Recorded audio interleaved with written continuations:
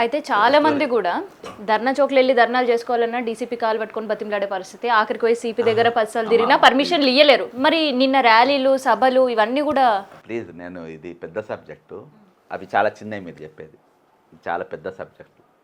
నిన్న వచ్చింది ఒక జాతీయ నాయకుడు, ప్రపంచ వేదికల పైన ప్రసంగించే నాయకుడు వచ్చాడు. అది నువ్వు కానీ నేను కానీ ధర్నా చౌక్లో పర్మిషన్ అడిగితే ఆ వేదిక దొరికాయి. అటువంటి నాయకుడు పోతే గూగుల్లో కొట్టేది అది. ఇవాళ హైదరాబాద్లో human rights, civil rights break అయినాయి. హ్యూమన్ రైట్స్, మానవ హక్కులు ఉల్లంఘన జరిగింది. నువ్వు కర్ఫ్యూ ఎందుకు పెట్టినావు? ఇవాళ నీ సిపి ఏమన్నాడు, నీ పోలీస్ ఏమన్నది, నీ కాంగ్రెస్ ప్రభుత్వం ఏమన్నది హైదరాబాద్ గురించి అంటే, ఈ హైదరాబాద్లో దయచేసి దూర ప్రాంతాలకు ఎవరు రాకండి. ఇక్కడ ఈ హైదరాబాద్లో శాంతి భద్రతలు లేవు, మా డీజీపీ కార్యాలయానికి శాంతి భద్రతలు లేవు, మా సెక్రటరియట్కు శాంతి భద్రతలు లేవు, మా అసెంబ్లీకి రక్షణ లేదు. ఈరోజు ఎక్కడైనా అనుమానాస్పదంగా 5 కానీ 5 కంటే ఎక్కువైతే మీ మీదకి మేము కేసులు పెడతాం, ఎక్కడ కూడా కనవాడికి లేదు అని చెప్పారు. ఈరోజు పెద్ద పెద్ద ఇన్వెస్టర్స్ హైదరాబాద్కి వచ్చేటోళ్ళు ఈరోజు 4 చోట్లకు పోతలేరు. ఇన్వెస్టర్స్ ఎక్కడెక్కడ పోతలేరు తెలుసా? ఒకటి నంబర్ 1 ఇరాన్కు పోతలేరు, ఇజ్రాయెల్ పాలస్తీన్ ఉద్యమం అవుతుంది. పాలస్తీన్ పోతలేరు, ఇజ్రాయెల్ అది అవుతుంది. లెబనాన్కు పోతలేరు, ఇజ్రాయెల్ వాళ్ళకు యుద్ధాలు అవుతుంది. హైదరాబాద్లో పెట్టాలన్నా కానీ ఇక్కడ కర్ఫ్యూ పెట్టారు. అంటే ఇవాళ ఎట్లా వాస్తవానికి మా ఇంటి ఎక్కడ కూడా ఎంత కూడా ఒక దగ్గర ఒక గొడవ అయితే లేదు, ఒక కొట్టుకున్నాడు అయితే లేదు, ఒక పొడుచుకున్నాడు అయితే లేదు, ఒక చంపుకున్నాడు అయితే లేదు, ఒక లూటీలు అయితే లేవు, ఒక మానభంగాలు అయితే లేవు. నువ్వు ఎందుకు పెట్టినావు 144 సెక్షన్? ఎందుకు పెట్టినావు? రాహుల్ గాంధీ గారిని నేను హైదరాబాద్కి వచ్చింది కదా, ఇక్కడ హైదరాబాద్లో 144 సెక్షన్ ఎందుకన్నా నువ్వు ఎందుకు అడగలేదు? నంబర్ 1. హైదరాబాద్ ఆఫ్ కమిషనర్ ఇమీడియట్గా సస్పెండ్ చేయాలి ఆయనను. ఇమీడియట్గా హైదరాబాద్ కమిషనర్ ఎస్బాస్ కమిషనర్ సివి ఆనంద్ గారిని ఇమీడియట్గా సస్పెండ్ చేయాలి. ఎందుకు సస్పెండ్ చేయాలి చెప్తా. 1500 మంది గుమికూడినరు, 1500 మంది నువ్వు పర్మిషన్ ఒట్టి ధర్నా చౌక్ కాడ జనం మీరు పోగానికి ఓన్లీ ధర్నా చౌక్ కాడ నువ్వు పర్మిషన్ ఇచ్చినావు. అది నువ్వు పర్మిషన్ పెట్టుకుంటే ఇస్తావన్నావు. నువ్వు అక్కడ అసొంటిది హైదరాబాద్ సిటీలో ఉన్నటువంటి నీవు బేగంపేట ఎయిర్పోర్ట్లో 1500 మంది ఎట్లా గుమికూడినరు? హైదరాబాద్ ఎందుకు బద్నాం చేస్తున్నావు? తెలంగాణ రాజధానిని ఎందుకు బద్నాం చేస్తున్నావు? ప్రపంచ దేశాల ముందు ఇక్కడ ఏ శాంతి భద్రత సమస్య లేకున్నా కానీ ఉన్నట్టుగా నువ్వు ఎందుకు చూపించే ప్రయత్నం చేస్తున్నావు? ఎవరు ఆదేశానుసారం చేస్తున్నావు? ఇవాళ నువ్వైతే చెప్పినట్టు ఇంటారు, ఎస్బాస్ ఏది చెప్పినా ఎస్బాస్ అని చేస్తారని నిన్ను తీసుకొచ్చి పెట్టుండు. శ్రీనివాసరెడ్డి చెప్తే విన్నాడు కాబట్టి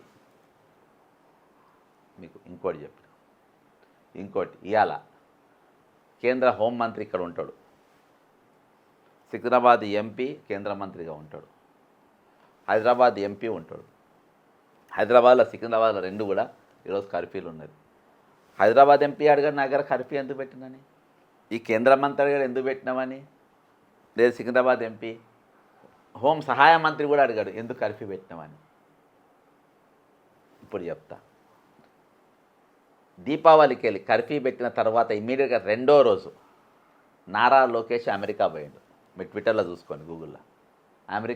అమెరికా పోయి ఇప్పుడు నేను ఎందుకు ఓపెన్ చేసి చూపించిన అంటే అక్కడ ఇన్వెస్టర్స్ ఒరిజినల్ రేవంత్ రెడ్డి చూసిన ఏది బ్లాక్ అండ్ వైట్ ఇన్వెస్టర్స్ కాదు, ఒరిజినల్ ఇన్వెస్టర్స్ తెల్లదొరలతో మీటింగ్ పెట్టి ఆల్రెడీ వాళ్ళకి కొన్ని కంపెనీస్ కొన్ని ఇన్వెస్ట్మెంట్స్ ఉన్నాయి ఇక్కడ హైదరాబాద్లో పెట్టి అందులో కొట్టి హైదరాబాద్లో 1 మంత్ కర్ఫ్యూ ఉంది.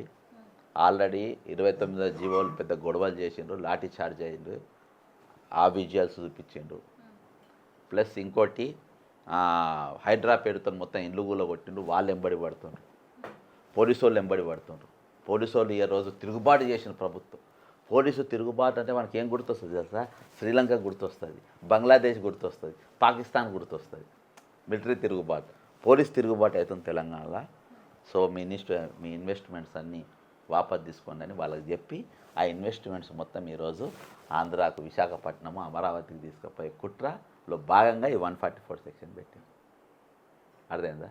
ఇవాళ ఆంధ్రప్రదేశ్లో నడిచేది ఎన్డీఏ ప్రభుత్వం, తెలుగుదేశము, కిషన్ రెడ్డి, బండి సంజయ్ కూటమిగా నడుస్తున్నటువంటి ప్రభుత్వం అది. వీళ్ళ పార్టీ కూటమిగా నడుస్తు కాబట్టి వీళ్ళిద్దరు అడిగారు. మరి కాంగ్రెస్ పార్టీ నువ్వు అడగాలి కదా రాహుల్ గాంధీ. నువ్వు హైదరాబాద్కి వచ్చినప్పుడు హైదరాబాద్లో 144 సెక్షన్ కర్ఫ్యూ ఉన్నటువంటి పట్టణానికి నువ్వు వచ్చి మీటింగ్ పెట్టిపోయినావు, స్వేచ్ఛగా మీటింగ్ పెట్టిపోయినావు, నేను ఎవరు అడ్డుకోలేదు, నేను ఎక్కడ ఇబ్బంది పెట్టలేదు. మరి కర్ఫ్యూ ఎందుకు నన్ను ఎందుకు అడగగల? ఈ 144 సెక్షన్ గురించి ఆపోజిషన్ పార్టీలు ఎందుకు సీరియస్ తీసుకుంటలేవు? మామూలు విషయం కాదు ఇది.